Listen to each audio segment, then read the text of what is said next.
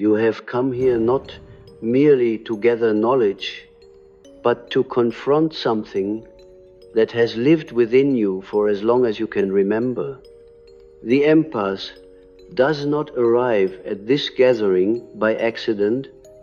You are here because you have always carried an inexplicable weight in your heart, a heaviness that belongs to a story much older than you, one that predates your own conscious memory.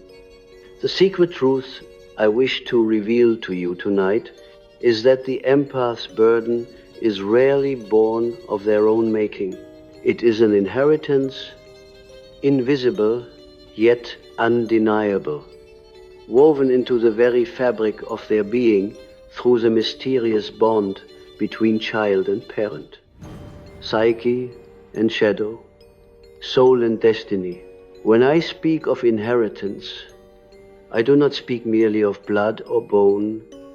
I speak of the unconscious transmission of unresolved suffering, the way a parent's silence, their grief, their guilt, their shadow becomes absorbed by the child, not as something seen, but as something felt. The empath, more sensitive than most, becomes the vessel for what the parent could not face. In this sense, every empath carries a ghost that does not belong to them, but one that shapes the contours of their very existence. You may recall the earliest days of your life, not through clear events, but through atmosphere, the way the house felt heavy, though no words were spoken, the way your mother's eyes held a sadness you could not name, the way your father's absence seemed louder than his presence. The child, in its boundless receptivity, does not analyze but absorbs, and the empath, whose nervous system is like a finely tuned instrument, absorbs with such depth that it becomes impossible to distinguish where the parent's wound ends and where their own begins. This hidden truth reveals itself not in dramatic visions, but in subtle repetitions. You may notice that you are drawn to pain that resembles the pain your parent never spoke of. You may discover that your relationships reenact dynamics that belonged not to your choices, but to their unfinished battles. You may wake up in the middle of the night with an anxiety that feels older than you, as though it were whispered into your dreams by a figure standing at the edge of your bed, unseen but always present. The unconscious of the parent seeps into the unconscious of the child, and the empath, because of their open psychic borders, becomes the carrier, the translator, the vessel. This is not merely psychological, it is archetypal. In the collective unconscious, there exists the archetype of the child who carries the sins of the parent, the wounded heir, the one destined to redeem what was broken in the lineage. This child grows into the empath who believes their own compassion is a gift, but secretly suffers because it has been forged in the fire of another's pain. Let me tell you a story that emerges often in dreams I have analyzed. A dreamer describes walking through an old house, one they recognize as belonging to their childhood. The walls are cracked, and in the basement there is a box covered in dust. They open the box, and inside they find old letters, photographs, fragments of lives lived before their time. In these letters are confessions of betrayals, of sorrows, of shames that were never spoken aloud, The dreamer wakes with tears, feeling as though they have just uncovered a part of themselves they did not know existed. Yet this discovery is not about their own deeds. It is about the invisible inheritance from the parent. The unconscious does not respect the boundary of generations. What was hidden in the parent's shadow is delivered like a sealed envelope into the child's dreams. And the empath, more than any other, accepts this inheritance without knowing they have done so. They feel compelled to heal, to soothe, to carry. They believe they are compassionate out of choice, but in truth they are compassionate out of necessity, for they were trained from birth to attune to the moods, the silences, the unspoken wounds of their caretakers. Compassion was not simply a virtue they developed, it was a survival strategy. To feel what their parent could not bear was to keep the bond intact, to remain safe in a world where safety was contingent upon reading the currents of pain beneath the surface. Here lies the paradox. What you thought was your nature may in fact be your adaptation. What you called your gift may in truth be your wound. But do not misunderstand me. This does not mean your empathy is false. It means your empathy was forged in the crucible of shadow, and thus it carries both light and darkness. To awaken to this truth is to see that you are not merely compassionate, you are haunted. Now imagine standing before a mirror, looking deeply into your own eyes. You begin to see not only yourself, but the gaze of your mother reflected there, the unfinished longing of your father, the ancestral line that looks out through you. You realize that your sorrow, your exhaustion, your tendency to lose yourself in others are not signs of weakness, but signs that you are carrying stories that are not yours. The empath's fatigue is the fatigue of two lives, sometimes of many generations, compressed into one fragile body. The archetype of the wounded healer explains this with brutal clarity. The healer is not one who is born whole, but one who has been broken open by inherited wounds, and who, in tending to those wounds, learns the language of healing. The empath, therefore, is always a potential healer, but at the cost of nearly drowning in the waters. They must eventually learn to navigate, and those waters often belong not to them, but to their parents, their ancestors, the collective shadows of family lines. I want you to feel the weight of this truth, but not as despair, rather as revelation. For when you can finally name that what you carry is not entirely your own, you can begin the sacred work of discerning what belongs to you and what must be returned to the depths.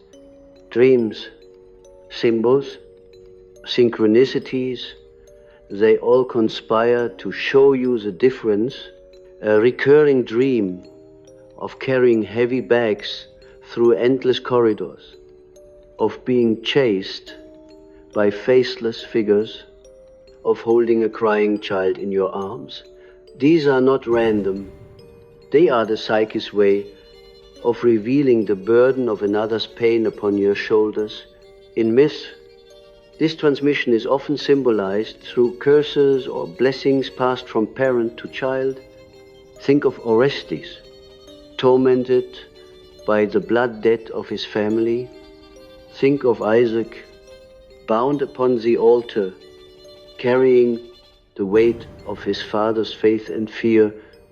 These are not simply stories of individuals, but archetypal patterns describing what every empath knows in their bones, that we live not only our own lives, but the lives of those who came before us, and yet the hidden truth is also a hidden opportunity.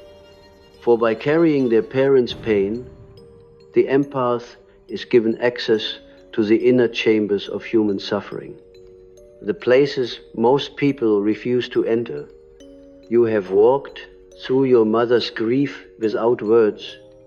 You have felt your father's rage vibrate in your bones. You have lived in atmospheres of silence, of shame, of longing, and because of this, you know intimately the texture of the human soul. You have seen what others avoid. You have felt what others deny. This is both your cross and your crown, but let us not rush to romanticize it. To carry another's pain without awareness is to live half a life constantly exhausted, constantly entangled. It is to confuse love with sacrifice, compassion with self-erasure. It is to enter relationships where you repeat the same role, absorbing, soothing, never receiving, and in the quiet of night, you may wonder why you are so tired, why joy slips through your fingers like water, why you feel older than your years. The reason is simple yet devastating. You are carrying two lives at once. The work, then, is to bring the unconscious into consciousness, to recognize the parent's wound within you, and to speak to it as one would speak to a ghost. I see you. I know you do not belong to me. I release you. This act is not rejection of the parent, but liberation of both child and parent. For what the parent could not carry in their lifetime often longs for recognition, and the empath, by naming it, offers that recognition without continuing the bondage. Do you see now why your empathy has always felt heavier than it should? Why you could not simply walk away from another's suffering without feeling guilty? Why you have often chosen partners who mirror the very wounds of your parents? This is not coincidence. It is repetition, compulsion, the unconscious drive to replay the inherited story until consciousness intervenes. The empath is the chosen actor in a drama written long before their birth, but consciousness, your awareness, your naming, your willingness to differentiate is the way to end the play. This is only the beginning of our journey tonight. We must walk deeper into this labyrinth, through the chambers of shadow, through the archetypes that govern our lives, through the dreams that whisper of hidden truths. But for now, hold this revelation. You are not only yourself, you are also the carrier of your parents' unspoken pain, and to awaken is not to deny this, but to transform it. When we descend further into this mystery, we encounter the figure of the parent, not merely as an individual, but as an archetype that inhabits the psyche. The parent archetype exists in every human soul. It is the image of protection, nourishment, authority, and also the image of neglect, abandonment, and domination. For the empath, the parental archetype is not just encountered externally, it becomes internalized, fused into the very organs of perception. You see your parent not only with your eyes, but with your nervous system. You absorb their moods, their tensions, their suppressed screams, and because you cannot turn away as a child, you take them into yourself, and they live there as an inner figure, shaping every bond. You later attempt to build. This is why so many empaths repeat their parents' patterns in love. The inner mother or inner father remains unfinished, unresolved, demanding recognition through external relationships. You find yourself drawn to a partner who echoes your father's silence or who mirrors your mother's unhealed sorrow. You do not choose this consciously. It is the archetype moving through you, the unconscious seeking completion by replaying the original wound. In truth, the empath is not simply loving their partner, they are secretly trying to heal their parent through the body of another. But this is also why so many empaths feel endlessly exhausted in love. For how can you heal another when what you are really carrying is not their wound, but a phantom belonging to your parent? You are like one trying to water a plant whose roots are buried in another garden. The energy you pour out never seems to suffice, because it is flowing toward an absence, toward an origin that lies behind the veil of time. And here enters the figure of the shadow. The shadow is not only your personal darkness, it is the repository of all that your parents could not face within themselves. Their unspoken grief, their forbidden desires, their rage, their shame. These are deposited into the shadow, and the empath becomes the custodian. You sense the moods that were never admitted. You feel the tension of unspoken words. You grow up attuned to whispers that were never spoken aloud, and so your shadow is overpopulated, not only with your own denied fragments, but with those of your lineage. Dreams often reveal this secret inheritance. I have seen countless empaths describe dreams of carrying someone else's child, of tending to wounded animals, of being chased by figures that do not belong to their own biography. These dreams are symbols of the shadow's burden, the parts of the parent's soul that were left unattended, now demanding recognition through the dream of the child. And the empath who dreams so vividly experiences these nocturnal visitations as though they were sacred obligations. I recall one analysand who repeatedly dreamed of being trapped in a burning house while holding her mother in her arms. The mother was silent in the dream, never speaking, never moving, but the dreamer felt responsible for saving her.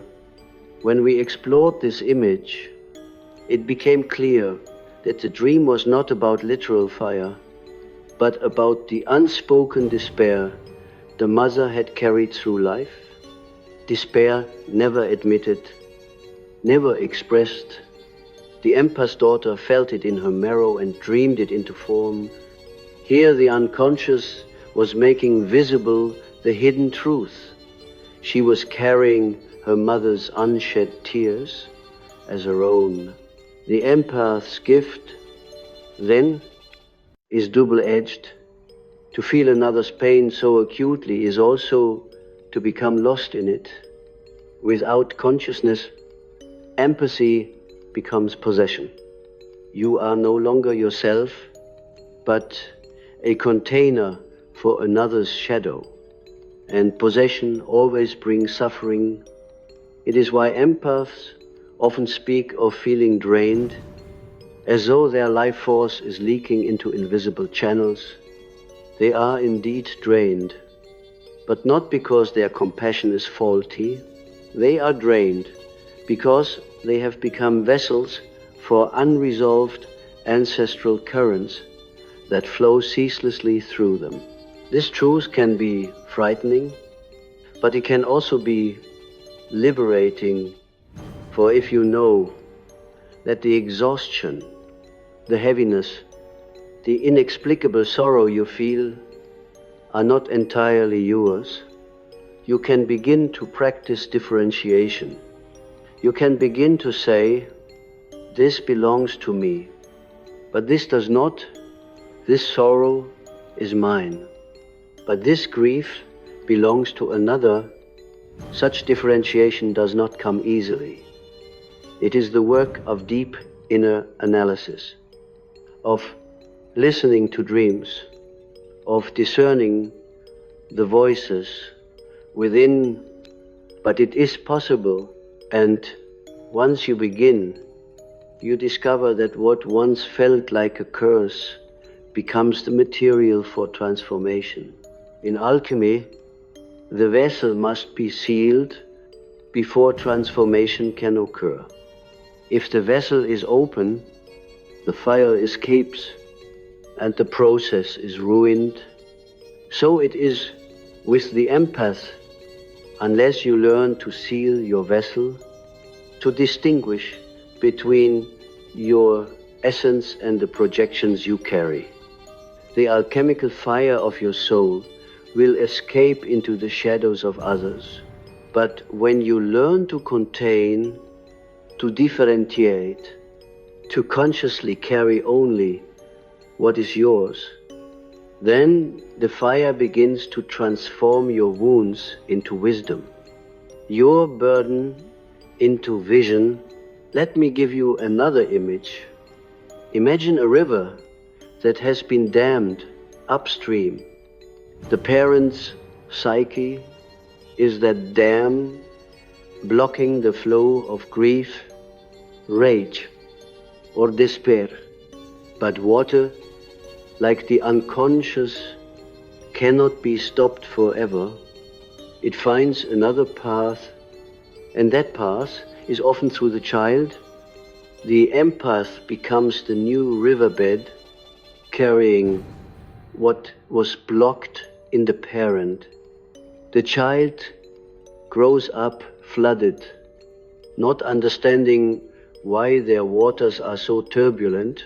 The task of analysis is to recognize that these waters are not entirely your own, that you are channeling another stream, and in recognizing this, you can redirect the waters, returning them to their proper source. This is why healing for the empath is never only personal, it is transgenerational. When you begin to confront what you carry, you are not only healing yourself, you are also liberating your lineage.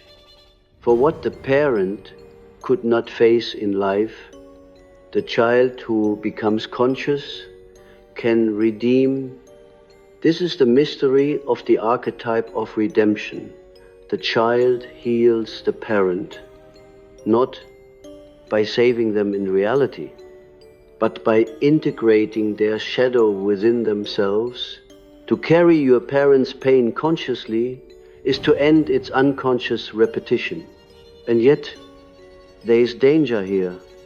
Many empaths confuse this redemptive potential with a lifelong obligation to suffer. They believe their purpose is to endlessly sacrifice, to endlessly heal others, while neglecting themselves. This is the distortion of the wounded healer. The perversion of empathy. True redemption does not come from drowning in another's sorrow, but from illuminating it. It is not your task to bleed indefinitely. It is your task to bring light to the shadows you carry.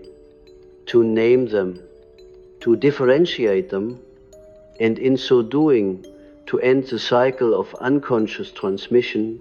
If you listen carefully, you may hear within yourself voices that are not your own. The voice that says, you must not be too happy, for others will be hurt. The voice that says, you are responsible for their suffering. The voice that says, you cannot rest, for there is always more to fix. These are not your authentic soul voices. They are the echoes of parental pain, internalized as commandment. To awaken is to recognize these voices as foreign, to question them, to speak back, to say, I am not bound by your sorrow. I am allowed to live. And what happens when you begin to speak this way? At first, guilt arises. The empath feels that to release their parent's pain is to betray their parent, but in truth, it is the opposite. To carry it unconsciously is to keep the parent bound in silence, to bring it into consciousness, to give it form, to speak it aloud, is to offer them the dignity of recognition. The guilt you feel is not true guilt. It is the residue of the archetypal bond, the fear of breaking an ancient chain, but the chain must break if the soul is to be free. So, when you dream tonight, pay attention. If you see your parents' face, ask yourself, is this their sorrow I am carrying? If you see yourself rescuing others, ask, whom am I really trying to save?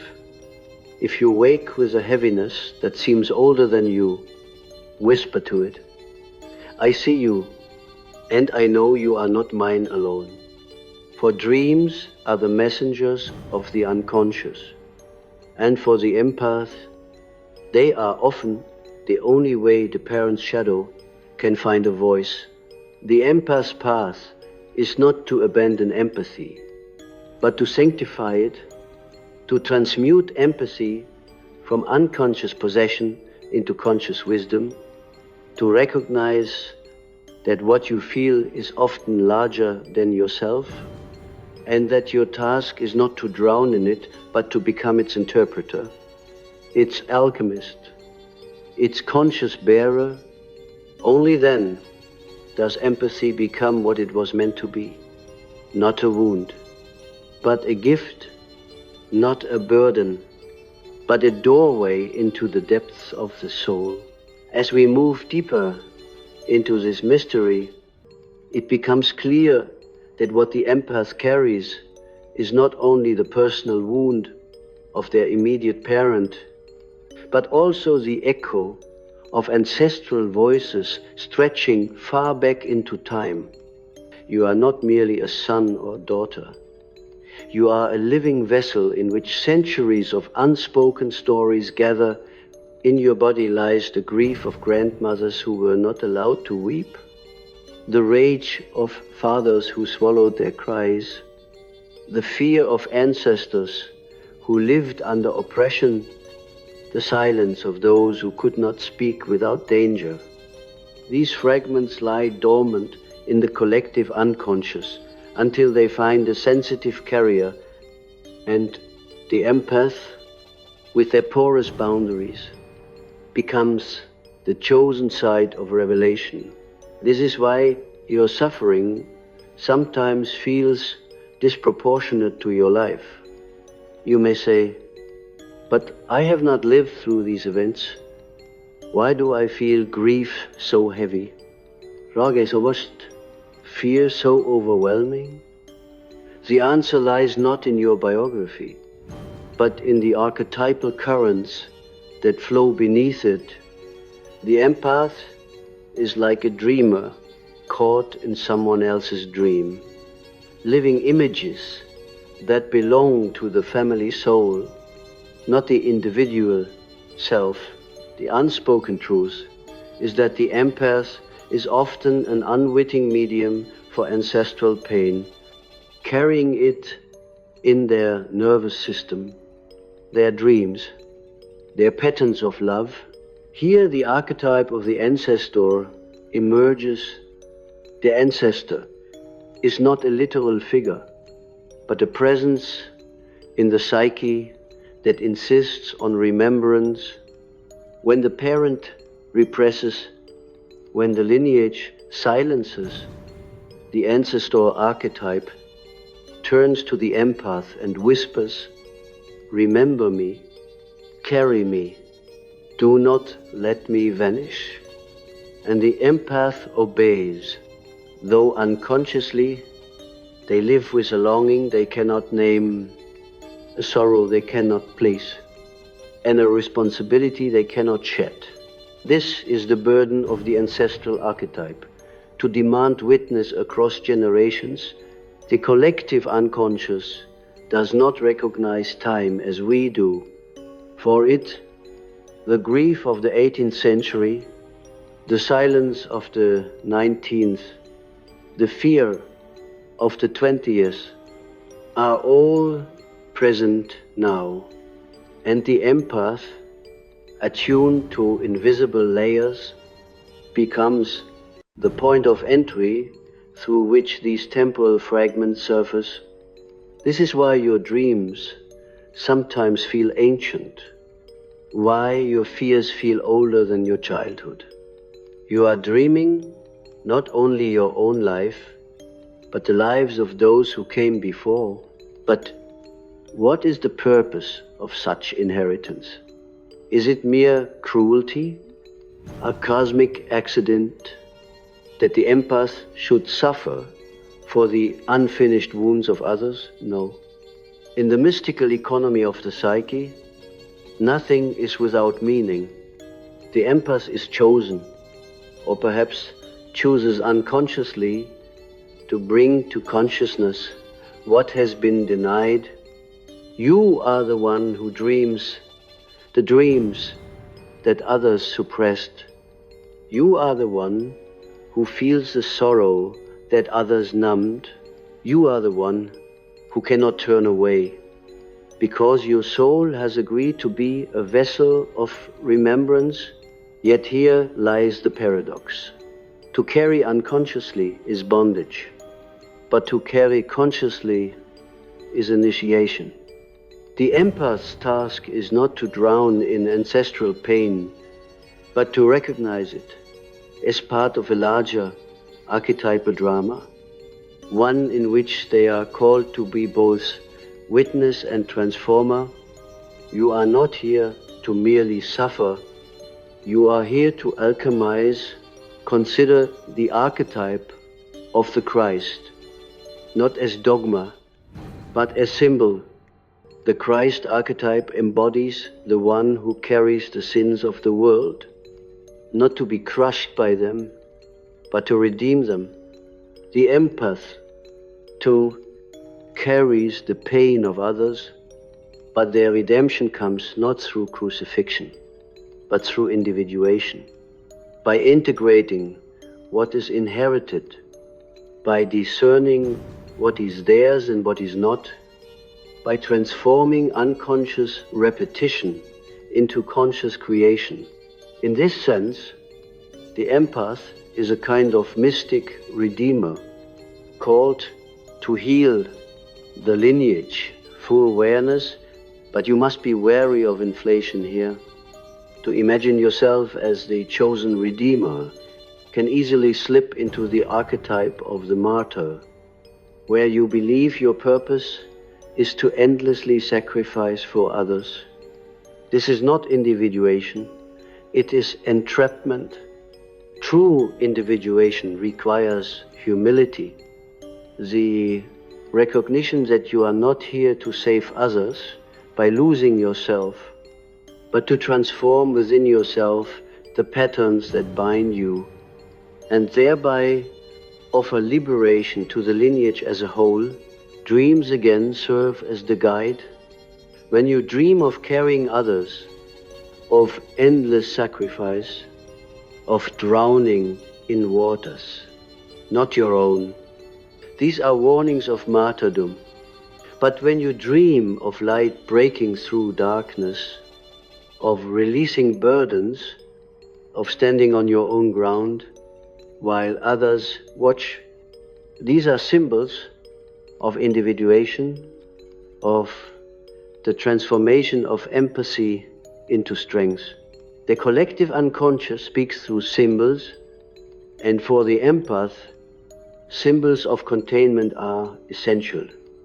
The dream of a vessel, heir, a house with strong walls, these are reminders that you must build psychic boundaries to hold your own soul apart from the ancestral flood.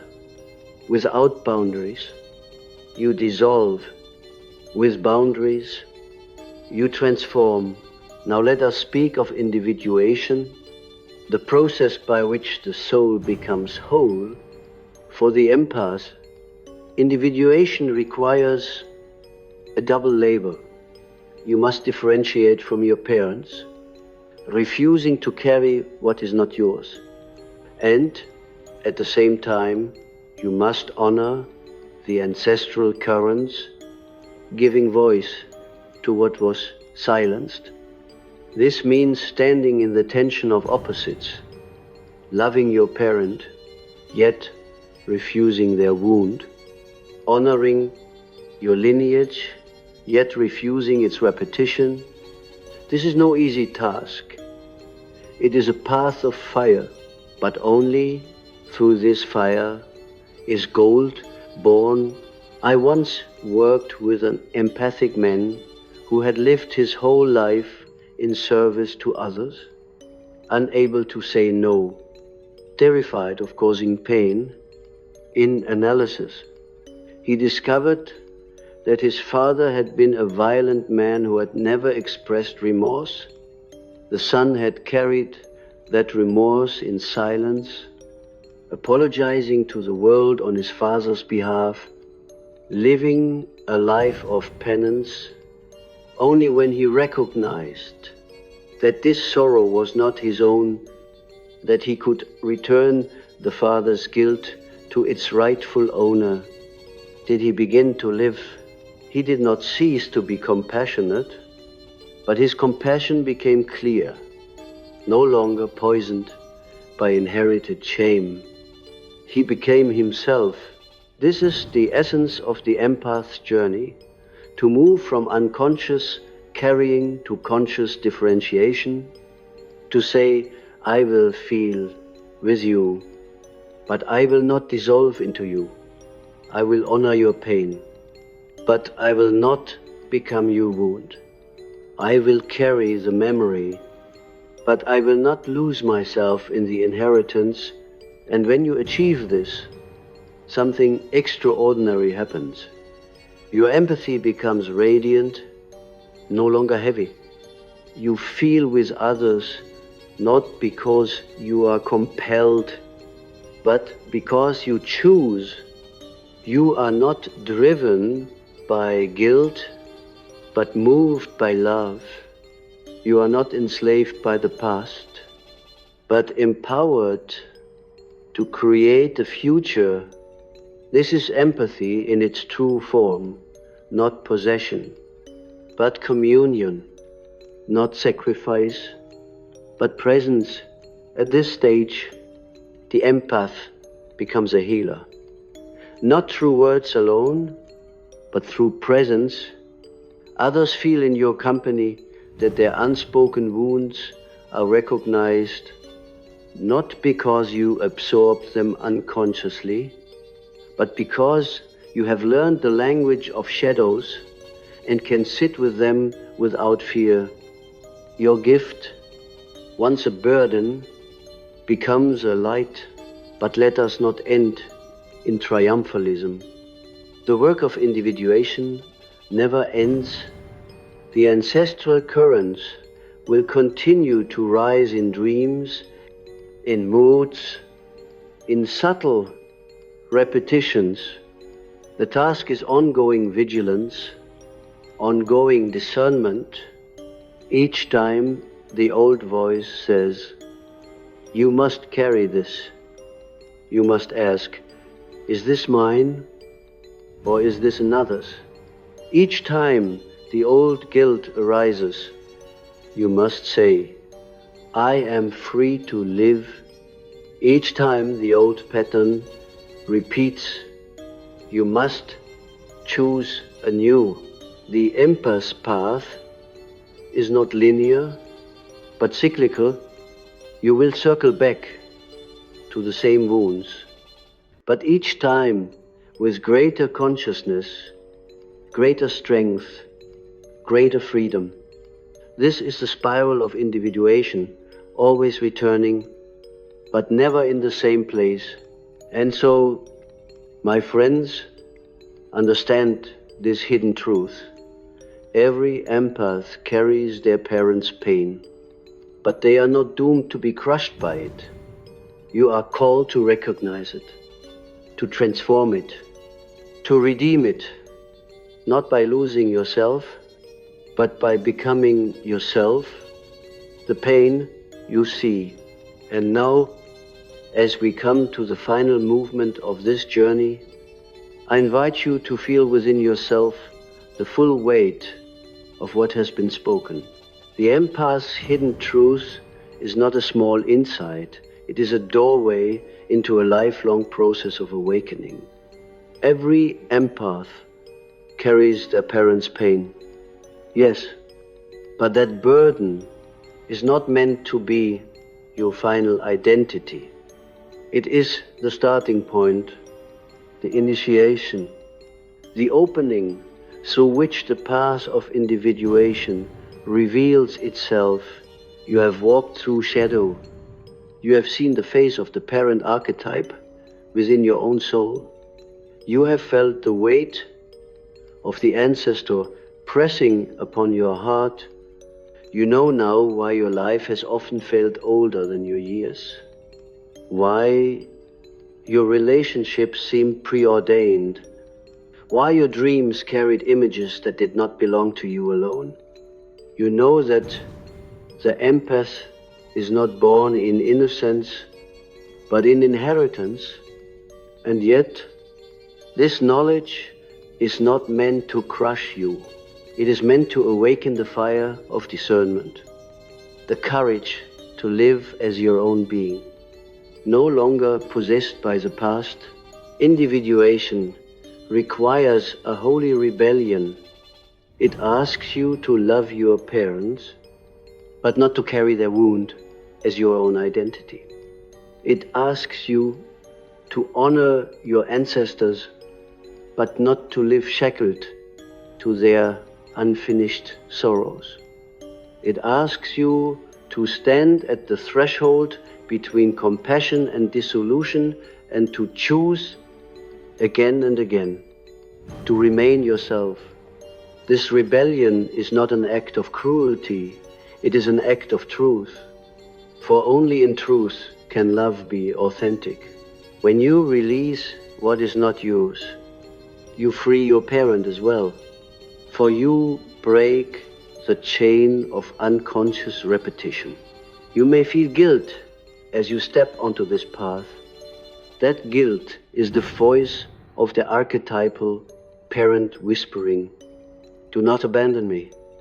Do not betray me." But remember, to carry unconsciously is the true betrayal, for it keeps the wound hidden and alive.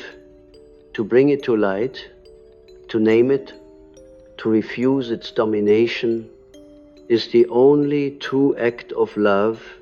This is why dreams of separation are so vital for the empath. The dream in which you leave the burning house, the dream in which you return the crying child to its rightful mother, the dream in which you lay down the heavy bags and walk into the open field. These are not dreams of abandonment. They are dreams of liberation, messages from the self, reminding you that your life is your own. The self, that great archetype of wholeness, has always been guiding you, even when you felt lost in inherited sorrow. It speaks through synchronicities, through sudden insights, through the quiet insistence of your soul that says, there is more to me than this burden. To listen to the self is to step into the larger story, the one where empathy becomes not a wound but a wisdom, not a curse but a calling. Let us not forget the role of the shadow even here. For as you free yourself from parental pain, your own shadow rises to meet you. You may discover that part of you clings to suffering, for it has become your identity. You may resist joy, fearing that joy betrays your parents' sorrow. You may even sabotage yourself, preferring the familiar weight of grief to the unfamiliar lightness of freedom. This, too, is part of the journey. For individuation is not achieved once and for all. It is a lifelong dialogue between shadow and light, between inheritance and freedom. The empath who becomes conscious of their inheritance stands at the threshold of true transformation. You are no longer a silent carrier, you become a conscious alchemist. You do not deny your parents' pain, but you transmute it within you. You take the grief and shape it into compassion without self-destruction. You take the rage and shape it into clarity without violence. You take the silence and shape it into words that heal. This is the alchemy of the empath who has awakened, and so I say to you, your sensitivity is not weakness, but initiation. Your exhaustion is not failure, but a sign that you have been carrying too much that was not yours. Your sorrow is not madness, but the echo of ancient voices asking for witness. Now is the time to step into the role not of the unconscious carrier, but of the conscious bearer, to live not as a haunted child, but as an individuated soul. In myth, the hero must always descend into the underworld, not for themselves alone, but for their lineage, their people, their world. The empath, too, has descended into the underworld of parental and ancestral pain. But now you must rise. You must return from the underworld, not with chains around your neck, but with the light of understanding in your hands. For the treasure you bring back is not suffering, but wisdom, not bondage, but freedom. As I look into your eyes now, I see the quiet recognition dawning. You have always known this truth, have you not? That what you felt as a child was larger than your small body could hold, that the moods you absorbed were not yours, that your empathy was a survival strategy long before it became a gift. You have always suspected that you were carrying someone else's ghost. Tonight, that ghost has been named, and in naming it, you begin to be free. Freedom does not come in an instant. It comes in the slow, patient work of discernment, the daily practice of asking, is this mine? It comes in the courage to rest when guilt screams that you must not. It comes in the joy of living when sorrow whispers that you have no right. It comes in the act of speaking your truth when silence has been the family law. This is individuation for the empath, the daily act of choosing life. And so, as we close this gathering, I leave you with this vision. Imagine yourself standing at the edge of a great river.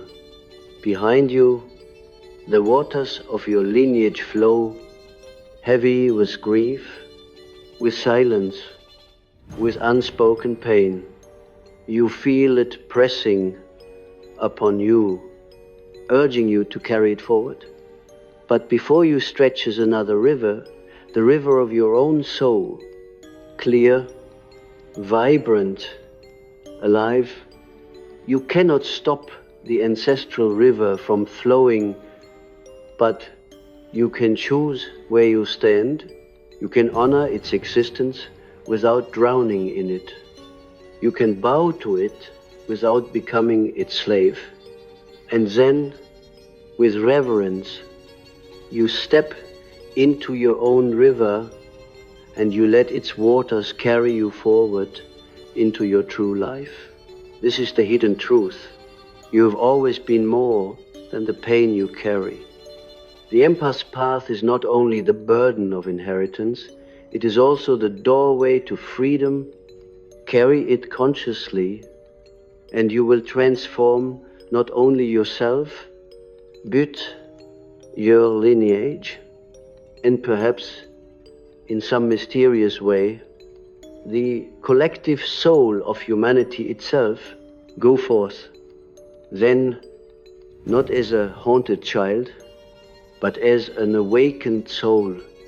Remember what is yours, release what is not, and let your empathy shine as the light it was always meant to be.